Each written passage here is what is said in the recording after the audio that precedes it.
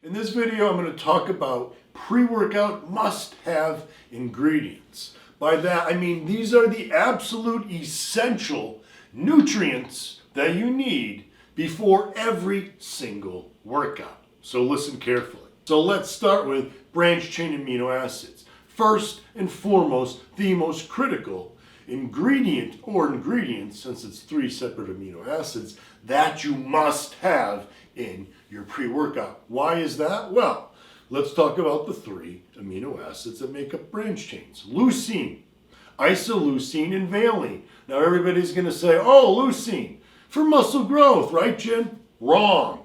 Branch chain amino acids must be in your pre-workout for energy and for blunting fatigue. Here's how they work. Unlike most amino acids, which have to go to the liver, get broken down, and then the liver decides what to do with them, the branched chain amino acids get a direct line to your muscles. What does that mean? Well, the muscles get to decide what to do with them. And if it's right before a workout, they're going to decide to use them for energy. Now, leucine is not the MVP in this instance. Pre-workout. Valine is the actual MVP of branched chain amino acids in a pre-workout. Why? Because valine blocks another amino acid called tryptophan from being taken up by the brain. When that happens, you produce a lot of serotonin, which is a feel-good hormone. Serotonin's not good during a workout. It makes you feel sluggish and really tired and fatigued. So valine blocks that uptake of tryptophan, so you get less serotonin. You don't fatigue during your workout. Now, how much?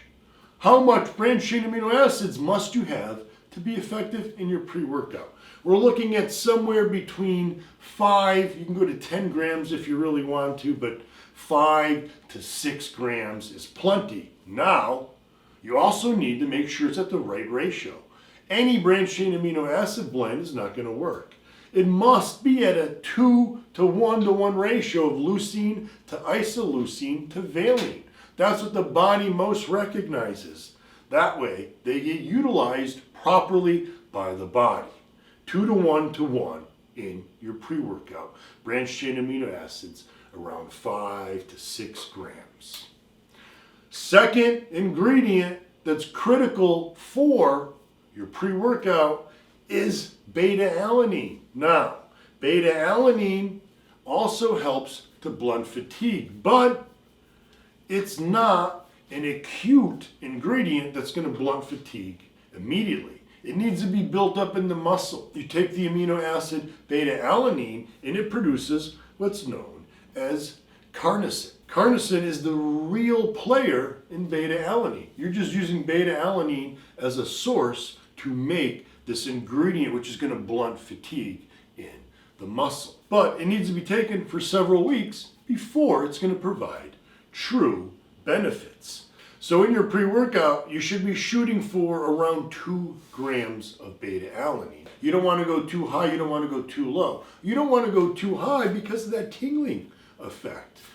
Too high of a dose can provide too much of that tingling that you feel in the lips and the ears, and that could put a lot of people off. If you go too low, then you might not be getting enough throughout the day, where you need around 4 grams minimum for benefits with beta-alanine. The third critical ingredient to have in your pre-workout is creatine, and not just any form of creatine. Creatine hydrochloride is my preferred form, and I'll tell you why. But first, why do you want to get creatine in your pre-workout? Again, creatine is not one of these ingredients that provides a true immediate or acute effect when you take it. It needs to be taken over weeks before it truly provides a benefit. That's because you have to get enough built up into the muscles. Another reason I recommend taking it before you train is because I also recommend taking branched chain amino acids before you train. There's a synergy there. Leucine actually helps to raise insulin levels. Insulin basically opens up the doors in muscle that allow creatine to get in. If you don't have insulin at the muscles, Creatine's not getting into the muscle. So why not take creatine at a time when you're also taking something that's going to help with getting insulin levels up and driving that creatine into the muscles. The fourth critical ingredient that you need in your pre-workout is betaine. Well, betaine is simply a modified form of the amino acid glycine. That's why it's called trimethylglycine. It's glycine, the amino acid glycine, with 3 methyl groups attached to it. Now those methyl groups are critical. They provide all sorts of benefits in the body, health benefits. They help the liver stay healthy. They help with joint health. They help with mental health. They help with muscle growth. Methyl donors are absolutely critical in the body. And that's why betaine is such an important ingredient to take, but also one I recommend taking before and after workouts. Arginine is the nitric oxide booster. And by that I mean literally in the body, arginine gets converted directly to nitric oxide. So that's why so many pre-workouts and nitric oxide boosters use arginine. However, there's a problem with arginine, guys. It's poorly absorbed.